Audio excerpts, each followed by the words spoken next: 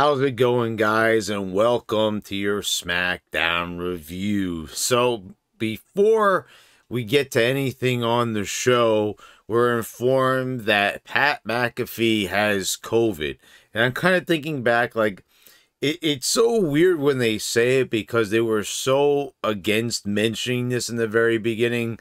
And I don't know why. You know, it wasn't like it was like a YouTube video or something like that, you know, where it could get pulled. You know, it was a show that was on Fox, but they were dancing around it and saying troubled times. And, you know, then when Drew McIntyre got diagnosed, then they all of a sudden, like, found out that this thing existed and that they could actually say it on TV.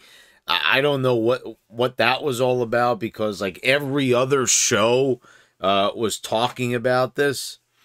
But instead we're going to get Kevin Owens, which is just weird to me. Like, I understand Corey Graves, but they slotted Kevin Owens into this spot, which shows me that he's going to be the next Samoa Joe.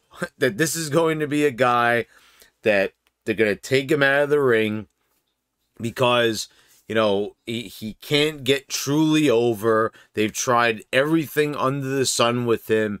Every single little, you know, tweak and feud that they could think of. And none of it worked. So now they're going to try his hand at commentary. And I think we all know where this is going to go. Eventually, I think it's going to lead to a release. That is my opinion on it. I give it about a year. And then, you know, when they're looking over the financials, I think Nick Khan is going to tell Vince, well, you know, it's time to cut this guy already. He's not bringing anything to the table. Because, like, seriously, when you kind of think about it, is this guy, like, you know, getting them any big merchandise or anything like that? And I know you could say, well, The Fiend was getting them big merchandise numbers, but, you know, Kevin Owens we're talking about here. I am surprised that the guy has even made it to 2021 in this company. But, you know, it remains to be seen. And really, I did see tonight just how good Pat McAfee is on commentary, because Graves and Owens, they're just, you know, you really just see how Graves is just bland. And, you know, he might be better than Byron Sex Addict, and he might be better than Owens. Owens was just, like, lost, and he's done this a few times. Probably more than anyone else on the roster doing guest commentary. But he was doing, like, a lot of slip-ups, just making a lot of stupid comments, that very obvious things. I mean, I know this is kind of what the commentators do anyway, but more than just obvious, like, really, really obvious, just, like, to the point of stupidity. And I don't think he did a really good job, so I can't wait to see McAfee come back, because he really has shown that he is just so far above anyone else on the current commentary situation. So we get Becky Lynch in the ring cutting a promo. And, you know, what do you think her first promo is going to be like coming back? You know, of course, it's more of the same, the forced enthusiasm and yeah, like that kind of voice that she's doing to try to hype up the crowd. And then she does this thing that they've had almost every single women's wrestler do on the roster, but it's usually like reserved for the heels. But she's like a baby face, and after this segment, I'm not sure like what she's supposed to be. Like, there's mixed signals here, and I mean, you could do a total cop-out and just say, oh, well, she's a tweener. But what I saw here in this segment is, like, they don't know what the hell to do with these women. They're totally clueless about where they're going with this division. Like, they thought that Bianca Belair was going to be their big star at the beginning of the year. They did everything in their power to make sure that she wasn't the big star that she could be. And here we are now in this, you know, about to leave the summer, and we've got Cringey Lynch back. And, you know, it's definitely, I shouldn't have even let off with Becky. I mean, this is the epitome of Cringey Lynch when you listen to this promo. And then she does the thing where I said that they've had every heel woman do this, and that's, you know, I'd like to take a moment to apologize. And then she goes, for absolutely nothing. And like, you know, the crowd pops for it, and, you know, whatever. I mean, it could be filtered in noise, but whatever the case may be. I am so sick and tired of them doing that fake out thing where it's like, oh, I'd like to apologize and not, you know. I mean, that's so tiresome already. And that's a heel tactic. You know, she came in, you know, this overhyped, you know, and she came in there, and I'm saying, you know, I commented on this. She was really covered up here. She didn't take her jacket off. You know, her arms are super thin. She looks like she's, you know, I don't want to say out of shape, but she's not as in shape as what she was. You know, she looked like she dropped like 20, 30 pounds. I think 30 might be getting a little carried away. I would say like 20 pounds max. But, you know, on a woman, that is quite a bit, especially someone of her size and like body type. And she looked, she didn't look that good. She didn't look as good as what she did. A very thin face. And you could just like, you look at her face for the proof there. Forget about being covered up here. You look at the face, and it's just, she doesn't look like the same Cringey Lynch that left back in the beginning of 2020. All right, so with that in mind, you know, we've got a parade of women. We've got Bianca Belair challenging her to a match tonight. And then we've got Zelina Vega coming out. Then we've got Carmella coming out. Then we've got Liv Morgan coming out. And it's just one after the other after the other. And I'm like, holy cannoli. Holy cow. How many times just like I said, how many times have they done that style of promo with the fake out? How many times have they done this where everyone's got to say their case? It can't just be tell a story between Cringey Lynch and Belair. No, it's got to be everyone's a contender. And I get it. Everybody wants a payday. Everyone wants some FaceTime on TV. And that's good that they're doing that. At least they're keeping talent in mind. So if we have to say something positive there, you know, because I still get the people, you know, this is what's so funny about the people that visit these videos that are not normal subscribers. You know, first I'm a WWE mark when I talk about CM Punk. Then, you know, in the whole AEW situation. And then you got on the other hand, see, here's one hand. This is the CM Punk hand. This is the other hand right here that talks about WWE and does the reviews every week of SmackDown, the pay-per-views and all that stuff. And this hand right here is saying that, oh, you're anti-WWE and everything, and you're just here to bash, and you say no good things. So I will say that. They do a good job of trying to get a lot of people on the show, but there's still a lot of people missing. You know, we're going to talk about Cesaro, who just showed up out of nowhere, you know, after being this universal title contender out of nowhere once again, and, you know, beaten down to the point of just being a normal mid-carder. And so now you have a bunch of girls just kind of showing up here, and you've got Bianca saying, oh, you know, don't listen to any of them, you know, let me have the match. And then Becky just goes, nah. And then all the girls just start brawling. And then we have a fatal four-way match when we come back from commercial break. So, okay, let me get this straight.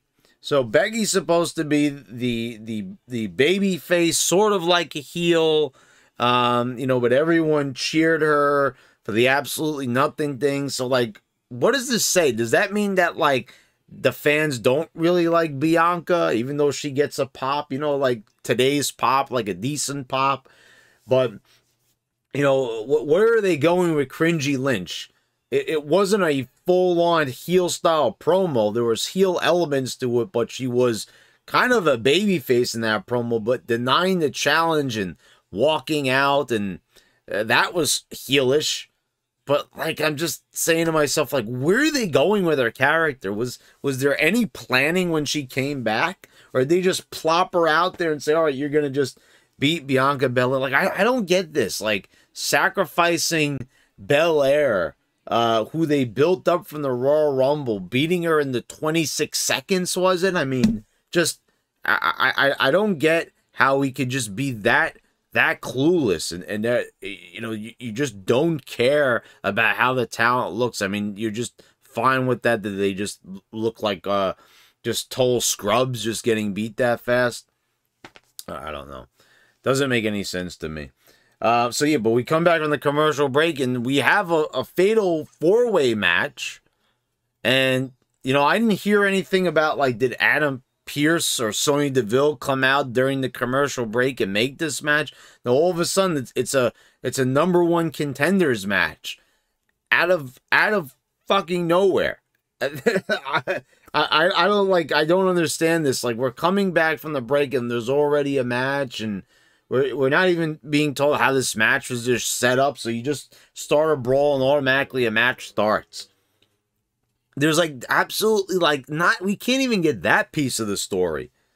Like you rewind, like, you know, years back, and Teddy Long would come out just like a decade ago and make a match. And then it makes sense. Okay, we're having a match. We're having a tag match. We're having a fatal 4-way match. Just a bit of this story so we could at least see what's going on instead of just having a random match. I'm like, okay, we're just having a match now. It's #1 contenders. Okay. So Belair gets the win here. You know, of course, Zelina Vega is the first one eliminated. You know, you have JD yelling at his camera, oh, you idiot, you came back, whatever. I mean, she's still getting paid, so she's obviously going to keep her mouth shut more than ever now. But I just find it hilarious. They are jobbing her ass out, and it is so... She hasn't won a single match. And they couldn't even have her pin anybody in this match. You know, they had Liv Morgan pinning Carmella. You know, Bianca pins Vega. And it's just so funny to me. Like, she couldn't even get an elimination in the match. Like, that's how serious they are about making her look like a scrub. And I just find that really funny. I mean, it's just funny just how you have like a company like this that's putting on a show, but they have to teach people a lesson. This will teach you. Like, it's you know, you got a lot of people getting upset at this stuff, and, you know, they get angry, you know, and, you know, we talked about this for years. You know, they buried people I liked, you know, Elias and stuff, and, you know, they bury so many different types of talents, but it's just kind of funny to me now. Because it's like they'll sacrifice the quality of their show. I mean, I don't think Vega's really getting them any money either way. Yeah, I mean, seriously, this tiny little girl, I mean, you really look at her, like, and you've got, like, average-sized women in there. Like, Liv Morgan is already, you know, for a girl, like, a below-average height, whatever she is. You know, was she 5'1", 5'2", and Vega is completely... Like, she's getting dwarfed by Liv Morgan. And I'm just saying, like, where is there anything outside of, you know, Vega just being cute, you know, out there with the pigtails, and she looks good and everything, but, like, I mean, where is there a place for Vega?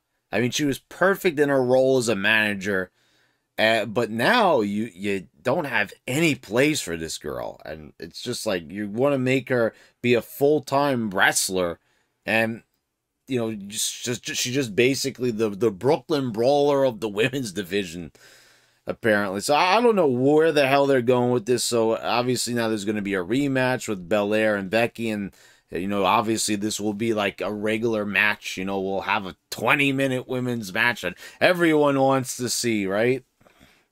Okay, you know, but this story is just, it's outrageous.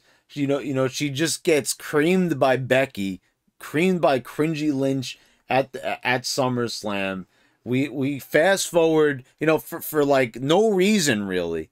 You know, and also the weird thing where we're not even told that Sasha Banks, there's still no mention of Sasha Banks. No mention even that she was like a replacement or anything like that, and how this came to be. And I'm like, what? And then you have this promo, which is so confusing. She's denying challenges. She's cutting heel style promos, but she's revving up the crowd like she's a baby face. We're having matches out of nowhere. Like what? And this is the way we're kicking off the show too. I'm like, you're just sitting there saying, like, what the fuck is happening here? What's going on? What character is she supposed to be? And this is supposed to be one of their main people. You know, one of their main, you know, you think back, like I'm saying, what was, you know, WWE 2K20? Who was on the cover of that game? Roman Reigns and Becky Lynch. So they hold her in high regard. She's on that cover. You know, and you think now, like, you fast forward a little bit, and of course, you know, Becky's been out for a while. She hasn't been there since early 2020. Roman Reigns has such a defined character. You know he's a heel. There's character development. But here, you know, Becky is like, she's supposed to be the man. She's supposed to be the female Stone Cold Steve Austin. But what you remember when Stone Cold used to say, hey, you sons of bitches, get revved up for the show. You know, like, no, you didn't never hear him say that. Even when The Rock would, like, rev up a crowd, he wouldn't just do it in the most generic, typical babyface fashion. When basically everything that they're doing with her is not heelish. So, I don't know. But I could go on all day about just how much this stinks and sucks and how terribly, you know, laid out it is. And, like, seriously, like, an average viewer is like, who is this character supposed to be? Like, how am I supposed to feel about this character? Anyway, during the match though, we got an NXT logo that's sending people into a whole shitstorm. this colorful logo, which is like strangely appealing to me. I don't hate it. I mean, it looks like a kid's show, you know. But I do like the design. I mean, the other NXT logo to me was just kind of boring in a way, like just yellow and like goldish and stuff with like a black border around the lettering. But now you've got this logo and it's like, I don't know. It looks like arts and crafts to me. It looks really strange. Like it's like kind of like paint inside of the logo. And, you know, this is the new redesign. So, you know, we're not going to be hiring any indie guys. We're not going to be hiring any guys in their 30s anymore. They're going to do the homegrown talent sort of thing. You know, they're going to have, like, basically, this could be a good thing. Because you could have, like, now, you could have Randy Ortons and people like this coming up. And they're kind of, like, homegrown. They're not, like, indie darlings. And this, you know, this is something that's always was a mix, like an OVW, you know, because you had like your Christopher Daniels in there, and then you had like your boogeymen, you know, you had your Santino Morellas, who are kind of like the more groomed wrestlers. Now they might have been in like a few little indie promotions, but they weren't defined by like Adam Cole. Adam Cole is defined by being an indie darling. He is an ROH guy. I mean, he's a ROH world champion, you know? So this is a guy right here that is like defined by that. And, you know, you kind of see that these guys, when they're NXT, they're not going anywhere really. And they're just still sticking to the, you know, the indie ways. And that's why they don't get called up. And it's so funny how you have NXT fans saying they should stay in NXT. Like, they want these people to make a minimal amount of money. And, like, look, you guys know I'm a fan of Karrion Kross. I'm a big fan of this guy. You know, I don't think you should be wearing the helmet and everything and making him into a cartoon. But the guy's on the Raw roster. He's on the main roster.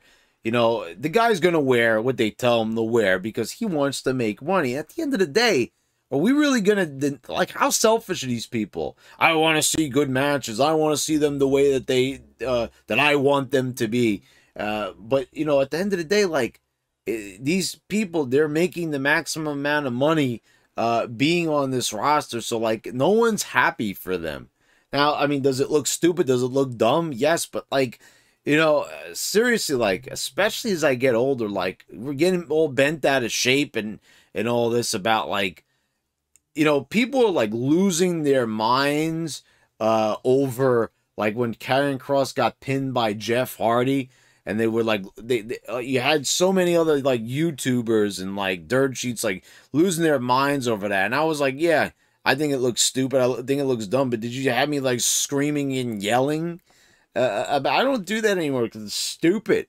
Like, I'm really going to get bent out of shape because of a booking decision? No, I'm just going to say it's dumb and I'm going to move on. You know, I might like rant on it a little bit and just explain to you why it's stupid, but I'm not going to lose my mind over something like that that can't be controlled.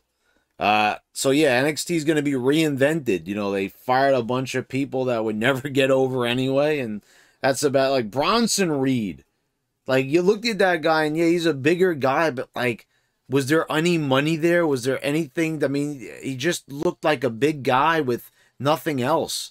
I mean, we've already got what's his name? Keith Lee.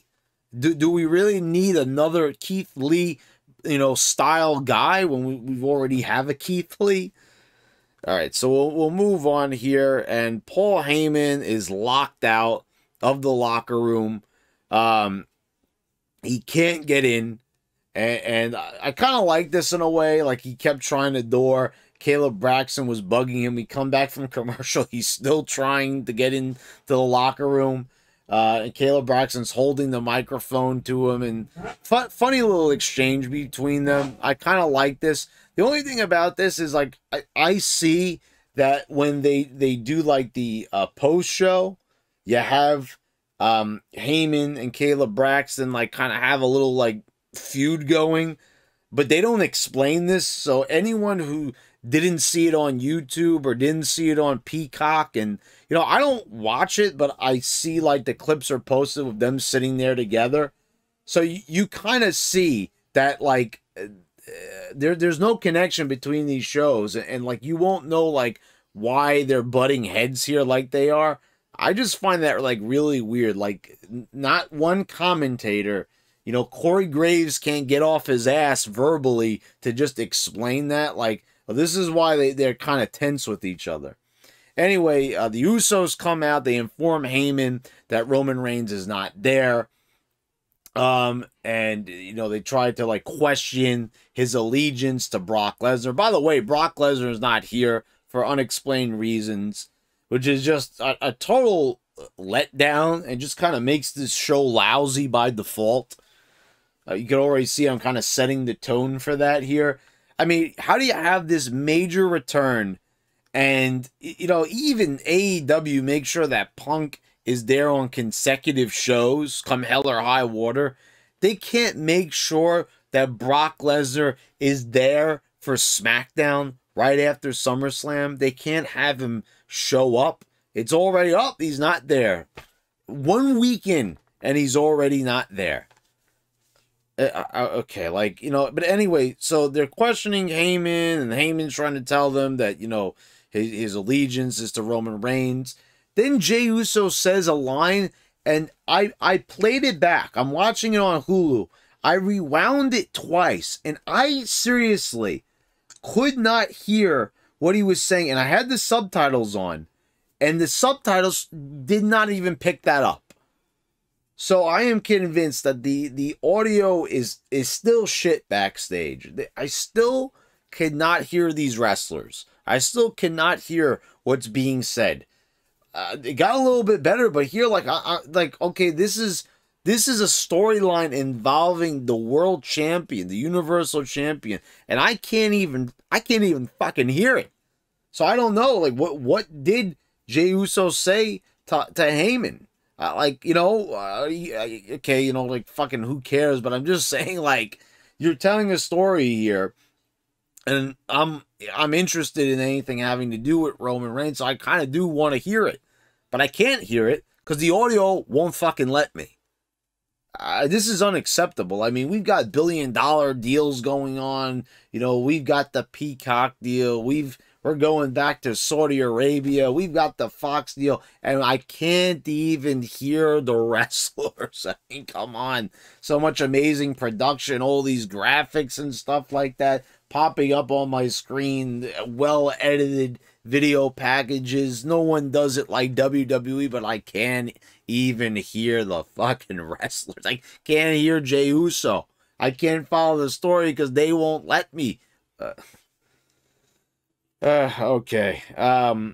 Cesaro just appeared out of nowhere. He awakened from a slumber, and he's back. And we get a disqualification finish as Otis runs in, and they dominate Cesaro.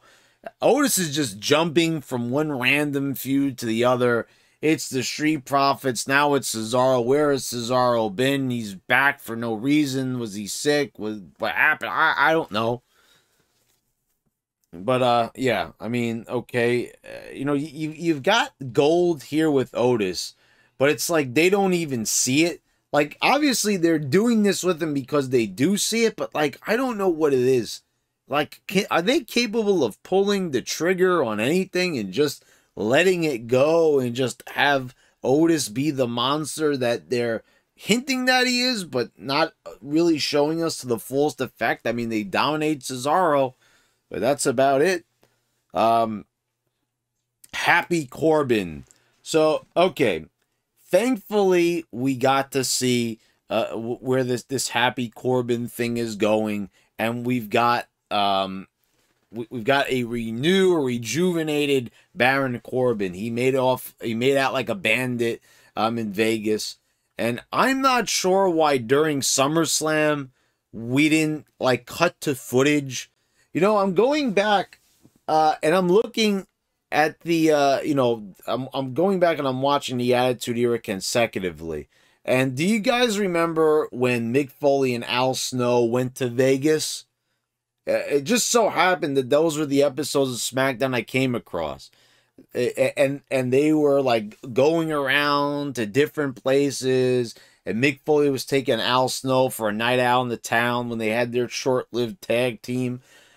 And I'm like, that's what we should have seen. Not Instagram, you know, not little quick clips and still shots of what Baron Corbin was doing. You know, we should have seen him sitting at the craps table, and we should have seen him winning the money and seeing his genuine reaction.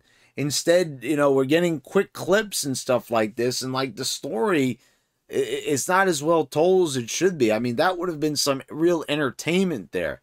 That would have made it a bit more than just kind of like a slideshow, just a little montage. Like, hey, take a look at this. No, we don't have to have a, hey, take a look at this. We can have a, like, okay, the announcers say, like, oh, we're following around Baron Corbin. Let's see what he's up to in Vegas.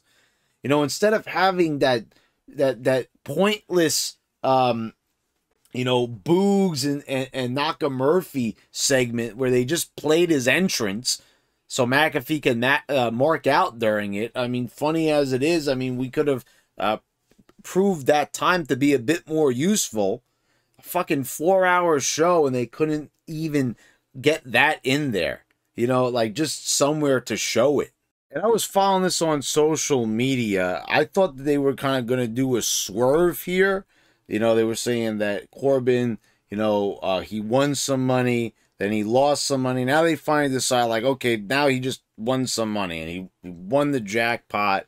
And he has now transformed himself. They have him driving a Bentley and everything, and now his luck is turned around. And I don't know, I feel like they really missed a part of this story. I mean, I kind of did like Corbin's, you know, new look and everything, and, you know, now he's a well-to-do guy.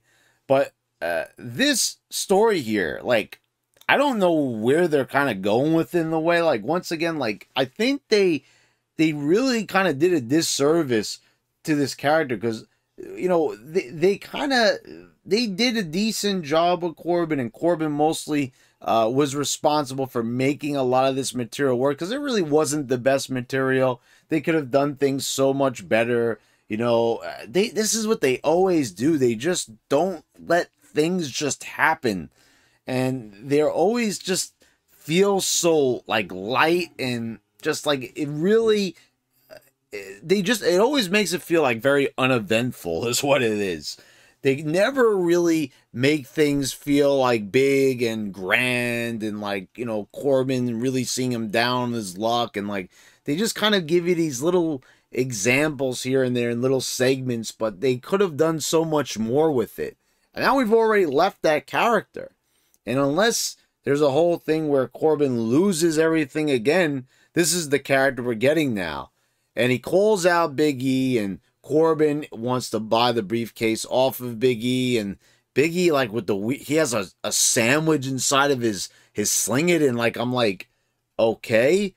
You know, I know that was supposed to be funny, but like, what is he doing with a sandwich in his fucking tank top? Like, okay.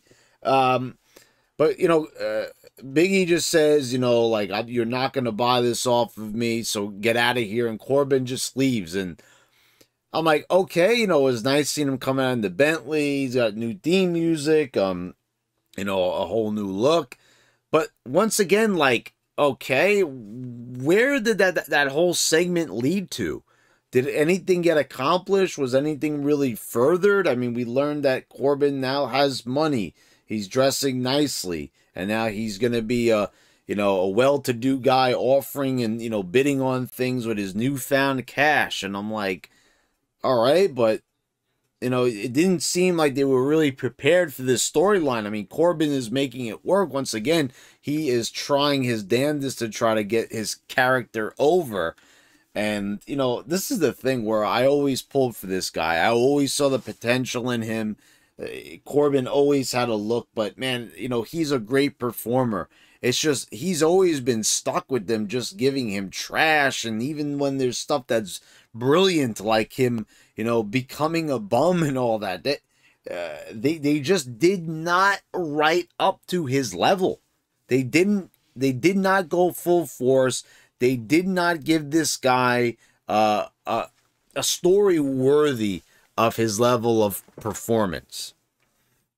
So anyway, we got Happy Corbin. So now we see why they trademarked it. I thought they were going to do something a bit more ridiculous than you know, I thought they were going to have him act like really happy, but at least now we kind of see that he's just happy and he's not depressed and down on his luck anymore. So, okay, you know, okay name, you know, good character, but I would have liked to see them kind of expand a bit more on the Baron Corbin character from being down on his luck. And they, like I said, they just did not go far enough. Then we get Edge cutting a promo. He said he's moving past Rollins. This was kind of a bit uneventful, to say the least. I liked Rollins' promo where he was being super positive, and then he says he needs to find that place that Edge is in. And, you know, here's the thing. I was saying this over in the Wrestling Gods chat. I was, you know, I posted this story about how Gangrel was actually supposed to debut on Dynamite the week after Edge came out, you know, doing the whole Brood entrance. And the plans got canceled because it was going to be too samey, I suppose, and you know, people would have seen it as copying WWE. And I said, it was funny, I said it in my review of SummerSlam. They should have just paid Gangrel to walk out there with Edge, or they could have had segments on SmackDown with him, you know, kind of getting Edge back into that Brood mindset.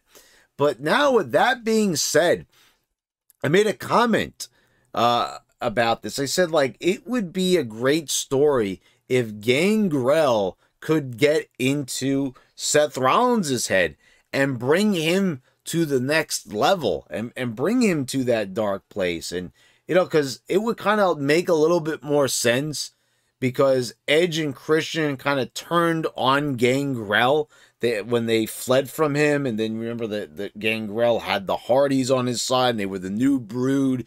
You could go back on Peacock and refresh your memory on that. So it makes sense that maybe Gangrel was a bit bitter, because after that break off, you could kind of see that Gangrel was never really at the same level. They kind of, just pushed him to the side, and then like in the year 2000, he was just basically wrestling on WWF Jacked and Metal, and then you didn't see much of him after that. So that would be a great story, how Gangrel could blame Edge for not being that successful after the dissolving of the Brood. I think that would be really fun to watch, and it would be a great callback, and that would be a great way of having Rollins expand on his character and have a bridge from the past. I mean, you want to bring back like a memorable face, and there's so many talents who have passed away that we just simply can't bring back anymore, or they're working for another company. You could have Gangrel there for that nostalgia, and I think people would really like it.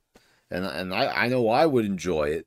So we got Knocker, Murphy, and Boogs up next, and they come out, and we've got Roman finally coming to the building, and he shows up. I found it weird, like they just have him walk into the building. We don't see what car he's driving or anything. I think that they kind of should give him that treatment too, where, we always used to have this in wrestling, see, the cool, expensive cars that they'd pull up in. And, if someone who's like head of the table, you'd kind of expect this. But whose entrance is interrupted in the meantime? Ziggler and Rude's. And this match, like, goes into a commercial. Of all matches, like when you're cutting someone's entrance, you already know that they're going to lose. So I don't know why we still had like a 10-minute match anyway that goes into a commercial. That didn't make a lot of sense to me. I mean, like Rude and Ziggler, like they gave these guys the tag title belts, and for what reason, I don't know. Such wasted talent here. And especially with Bobby Roode, I've talked about this time and time again. Like, what are they doing with this guy? Why is he in this position when there could be so much more? Who knows, though, what the future holds. They could, at the last minute, decide they do want to do something with him, and they could do a complete 180 at any moment. But anyway, we got Boogs, and, Boogs seems very talented. He was in the ring. We didn't do a SmackDown review last week, but I thought much of the same last week. He looked pretty good in the ring. Guy's in great shape. He's fun in the ring. He's charismatic. He's entertaining, but I don't know. I mean, obviously, the way how they work things. There's only going to be so long that they're going to have him do this guitar gimmick. What's in store for Boogs after this? But yeah, the match just, for some reason, it went on a little bit too long when there's no reason. When we already know who's going to win it based on that entrance. We've got Naomi coming backstage, and what do you know? Sonya Deville does not know that she was supposed to be on SmackDown. Now, this is kind of weird. We heard that Naomi was coming over to SmackDown weeks ago, but we didn't see anything about it.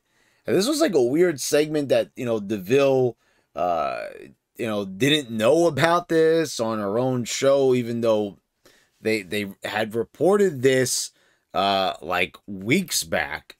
And she says, oh, this must have been Adam Pearce doing this behind my back. And, she said she'll get back to her. And Naomi just kind of stands there and then just walks away. I'm like, okay, so maybe the story's supposed to be there's tension between the two, but what an awkward segment that basically told us nothing, like just a weird exchange back there. And this is not uncommon to the show. It's just so many times on this show, you're just left saying like, what? Or like, that's it. And how does that pass as a segment? How do they say like, okay, period. That's the segment. I mean, how is McMahon, or whatever else, I don't know, who is Bruce Pritchard, anybody, who is like looking at this and saying like, all right, that's fine. Like that's good enough. Like you could just end it there. No questions asked. I mean, really just such laziness when you look at the writing and you look at the progression on the show and you see stories like this. Like you see that there's a story there, but they're just not in the mood to tell it.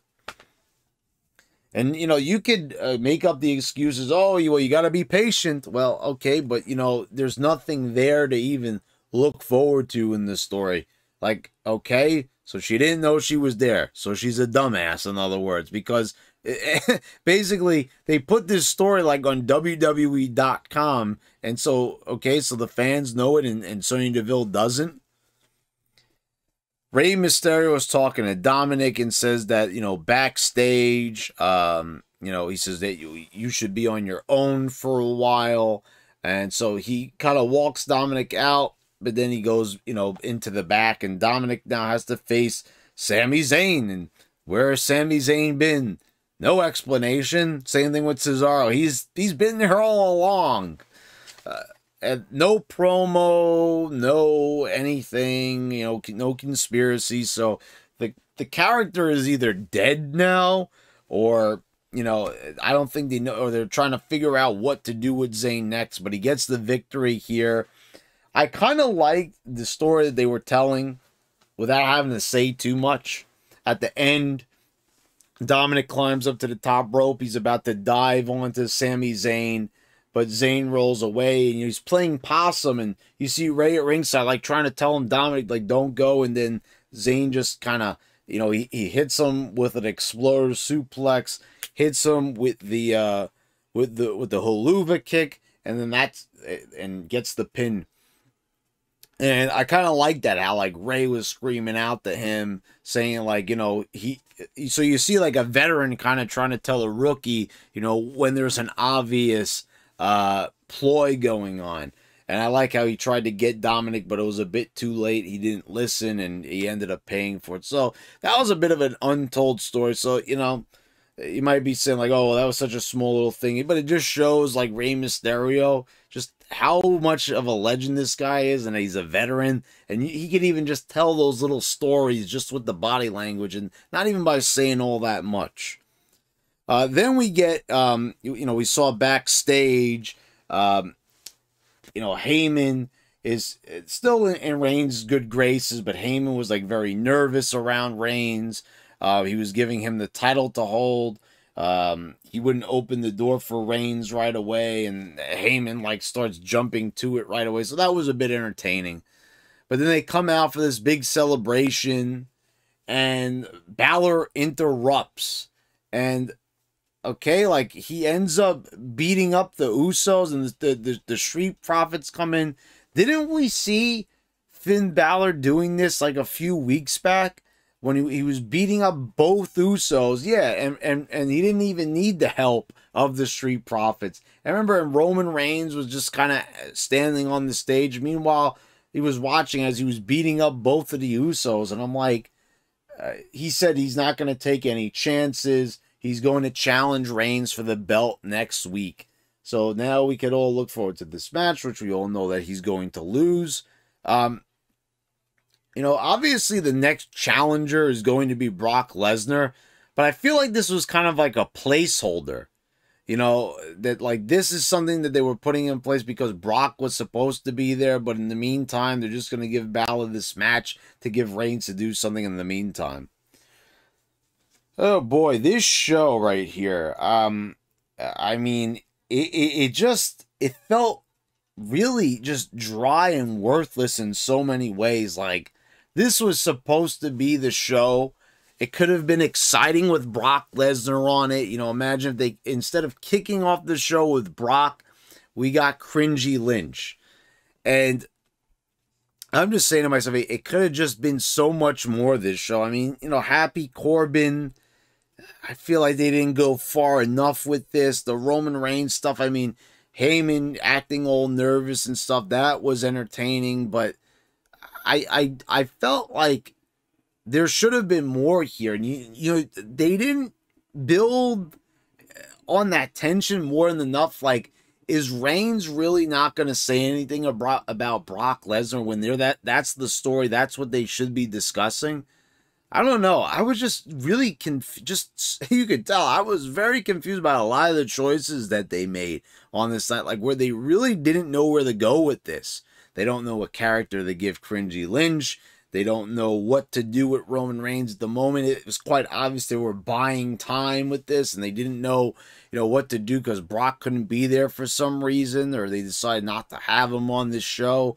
I don't know. Is it COVID related? Is it vaccine related? I do not know, but it remains to be seen. So anyway, guys, there's your review of SmackDown. Hope you all enjoyed it.